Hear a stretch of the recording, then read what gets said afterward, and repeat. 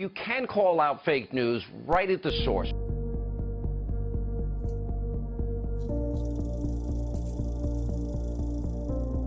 For example, you can tell fake news Jake Tapper exactly what you think of his interview with Anthony Scaramucci. You can do it on Twitter.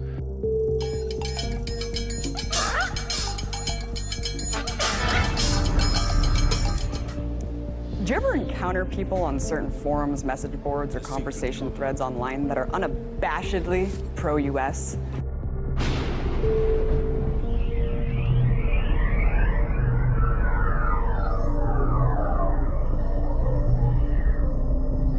An illusion will be created so vast, so large that it escapes their perception. Those who see it will be thought of as insane. We will always stand above the relative field of their experience, for we know the secrets of the absolute.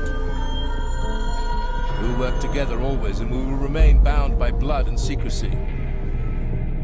Death will come to he who speaks. We will keep their lifespans short and their minds weak while pretending to do the opposite. We will use our knowledge of science and technology in subtle ways so they will never see what is happening. We will use soft metals, aging accelerators and sedatives in food and water, also in the air. They will be blanketed by poisons everywhere they turn. The soft metals will cause them to lose their minds. Sometimes it almost seems like these people might even be getting paid to do it. I mean, how else could they expel that insane amount of time and energy on these comment threads trying to argue how wrong you are? Conceal this information. They will see our products being used in films and will grow accustomed to them and will never know their true effect. When they give birth, we will inject poisons into the blood of their children and convince them that it's for their health. We will start early on when their minds are young. We will target their children with what children love most, sweet things. When their teeth decay, we will fill them with metals that will kill their minds and steal their future. When their ability to learn has been affected, we will create medicines that will make them sicker and cause other diseases for which we will create yet more medicine. We will render them docile and weak, so they succumb to us and our power. They will grow depressed, slow and obese. And when they come to us for help, we will give them more poison. We will focus their attention towards money and material goods, so that they may never connect with their inner self. We will distract them with fornication, external pleasures, and games so that they may never be one with the oneness of all. Their minds will belong to us, and they will do as we say. If they refuse, we shall find ways to implement mind-altering technology into their lives. We will use fear as our weapon. We will establish their governments and establish opposites within. We will own both sides. We will always hide our objective, but carry out our plan. They will perform the labor for us, and we shall prosper from their toil. Our families will never mix with theirs. Our blood must be pure, always, for it is the way. We will keep them separated from the oneness by dogma and religion. We will control all aspects of their lives. We will make them kill each other when it suits us, and tell them what to think and how. We will guide them kindly and gently, letting them think they are guiding themselves. We will incite animosity between them through our factions. When a light shall shine among them, we shall extinguish it by ridicule or death, whichever suits us best. We will make them rip each other's hearts out and kill their own children. We will accomplish this by using hate as our ally, anger as our friend. Hate will blind them totally, and never shall they see that from their conflicts we emerge as their rulers. They will be busy killing each other. They will bathe in their own blood and kill their neighbors for as long as we see fit. We will benefit greatly from this, for they will not see us, for they cannot see us. We will continue to prosper from their wars and their deaths. We shall repeat this over and over until our ultimate goal is accomplished. We will continue to make them live in fear and anger through images and sounds. We will use all the tools we have to accomplish this. The tools will be provided by their labor. We will make them hate themselves and their neighbors. This they must never know. We will always hide the divine truth from them, that we are all one. They must never know that color is an illusion. They must always think that they are not equal. Drop by drop, we will advance our goal. We will take over their land, resources, and wealth to exercise total control over them. We will trick them into accepting laws that will steal the little freedom that they have. We will establish a money system that will imprison them forever, keeping them and their children in debt. When they shall band together, we shall accuse them of crimes and present a different story to the world. For we will own all the media. We will use our media to control the flow of information and their sentiment in our favor. When they shall rise up against us, we will crush them like insects. If we were visited someday, I wouldn't be surprised. I just hope that it's not like Independence Day. For their work, they will be rewarded with earthly things and great titles, but never will they become immortal and join us. Never will they receive the light and travel the stars. They will never reach the higher realms, for the killing of their own kind will prevent passage to the realm of enlightenment. This they will never know. The truth will be hidden in their face. It will be so close that they will not be able to focus on it until it's too late. Oh yes, so grand will the illusion of freedom be that they will never know that they are our slaves. Now, I'm sure you're thinking, yes, of course. Why would that be strange? There are a lot of people out there supportive of the U.S. government, engaging in conversations in the social media world. But I don't mean those people. I mean the online personas that, oddly enough, are unrelenting in their patriotic vitriol and troll for literally hours trying to debunk legitimate questions or any opposition to the establishment. If they ever find out that together they can conquer us, they will take action. They must never, ever find out what we have done, for if they do, we shall have no place to run, for it will be easy to see who we are once the veil has fallen. Our actions will have revealed who we are, and they will hunt us down, and no person shall give us shelter.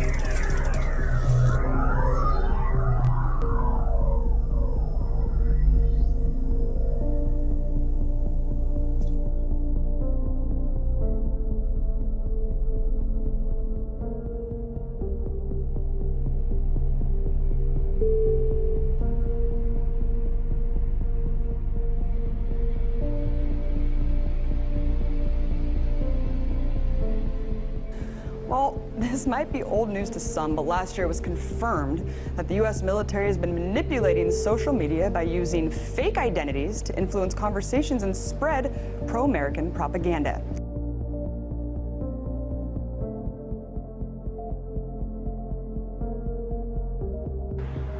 The CIA could manipulate the news in the United States by channeling it through some foreign country.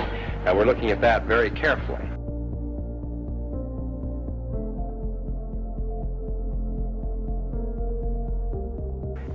Do you have any people being paid by the CIA who are contributing to a major circulation American journal? We do have people who submit pieces to two American journals.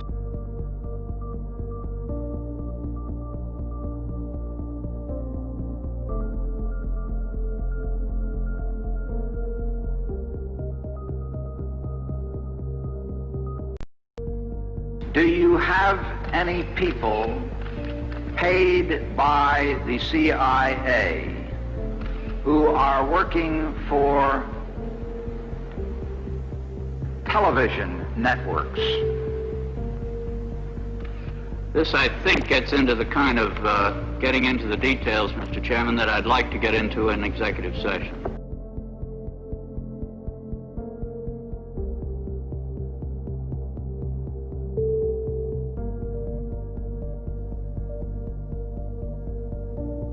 If I say that the world is round and someone else says it's flat, that's worth reporting.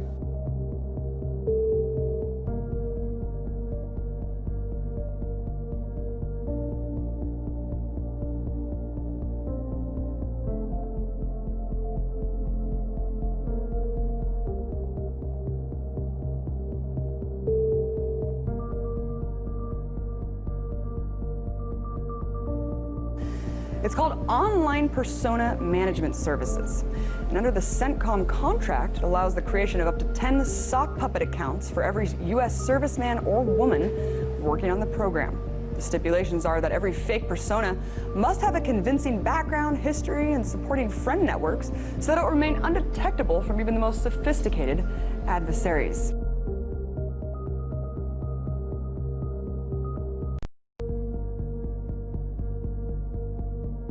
Former Bell Pottinger video editor Martin Wells says the company would produce phony al-Qaeda videos, and then U.S. Marines would plant the videos on compact discs during house raids, and anyone watching the videos later would have their IP address logged and their location recorded.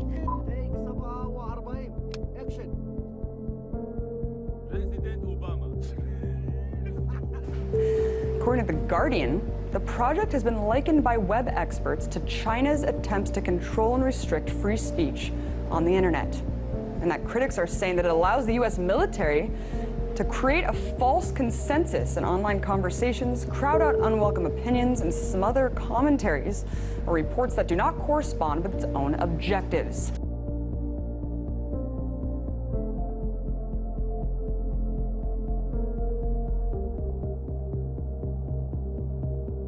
Material.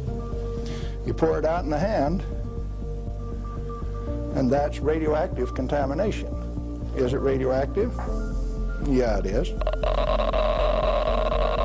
Very radioactive. Now, decontamination is nothing but scooping it back up and putting it into the bottle. I just now decontaminated my hand. No, I didn't do such a good job. Not good at all. Is it still radioactive? Yeah, that's called residual radioactivity. Now, under the decontamination rules of the government, when you decontaminate somebody like this that's that contaminated, and this is certainly a reportable incident under current DOE regulations, when you decontaminate him, it has to go down a controlled drain so that you don't disperse radioactivity. Do I qualify as a controlled drain?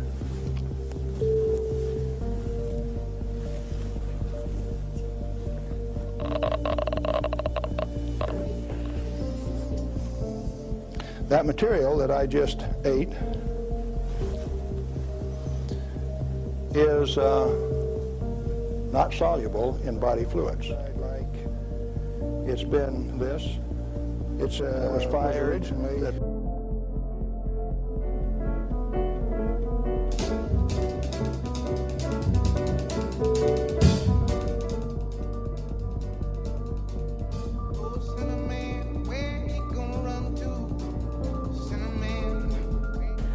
Now, of course, according to CENTCOM, their only objective is to counter violent extremists and enemy propaganda outside of the US, and that it would be unlawful to address US audiences with the technology. Wow, unlawful, really? Interesting, because the newest version of the 2013 NDAA included an interesting amendment. This amendment legalized domestic propaganda on the American public. You heard me right. The newest NDAA wasn't just reauthorizing the indefinite detention of American citizens. It also allowed the US government to legally carry out misinformation campaigns against the citizens of this country.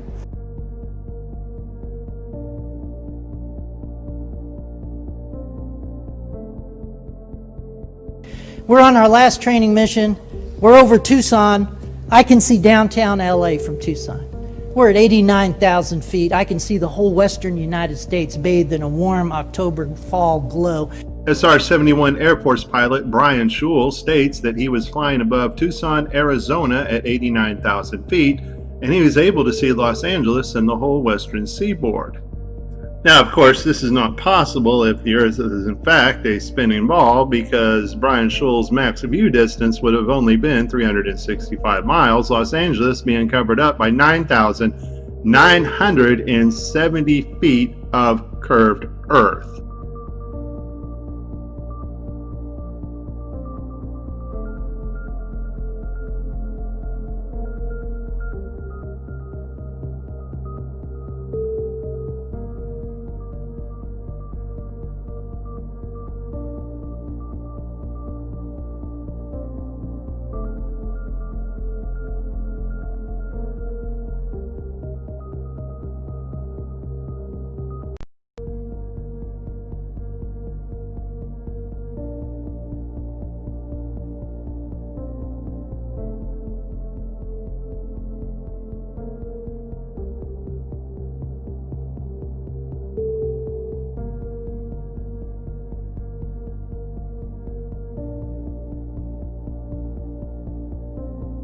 Let's continue. I can see the chain of Rocky Mountains from Canada to New Mexico.